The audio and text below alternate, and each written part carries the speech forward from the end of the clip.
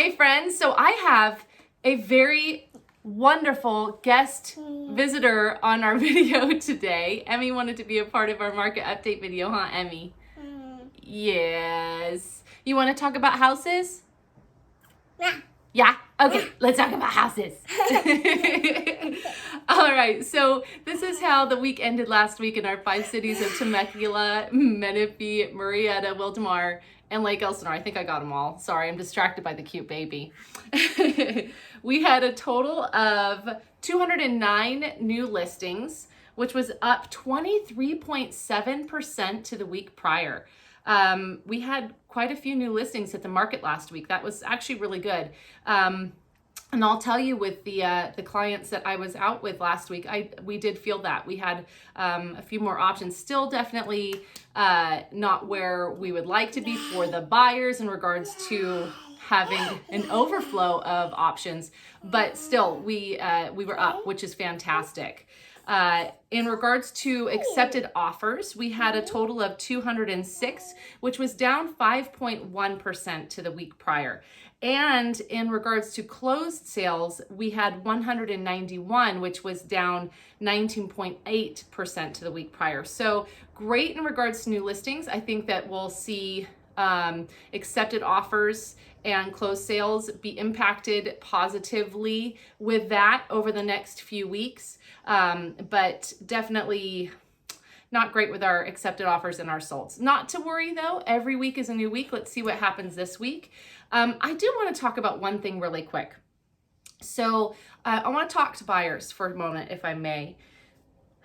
I took out a first-time home buyer this weekend, and we looked at 5 homes, and of those 5, actually every single one could have worked for him.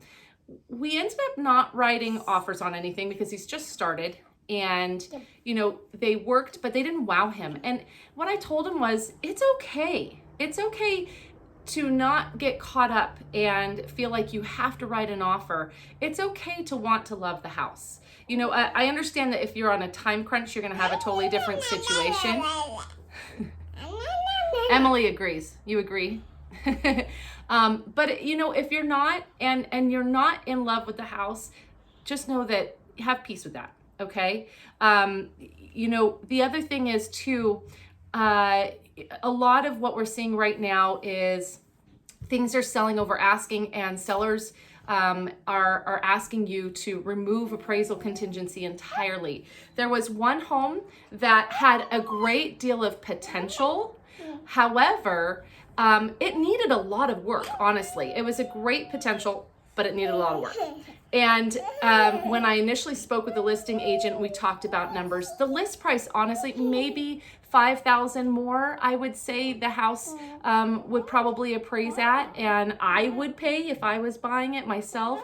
And he ended up telling me that he had an offer $25,000 over asking with no appraisal contingency. And I'll tell you, I know the house won't appraise at that. And quite frankly, the house is not worth it. Now, to you, maybe it is. And if a house is really worth it to you and you love it and you see the potential, or it's move-in ready and you're willing to put that cash in, don't feel like you're overpaying for something, because you know, you think, unless you're planning on selling the house in the next year or 2, and you're planning on staying in your home, you're going to build that equity into it anyway. So, you know, in that regard, you're fine. But if you're not wowed by it and something's going way over and it's not going to appraise and it's clearly not worth that, honestly, I told my client, I'm like, I wouldn't do it.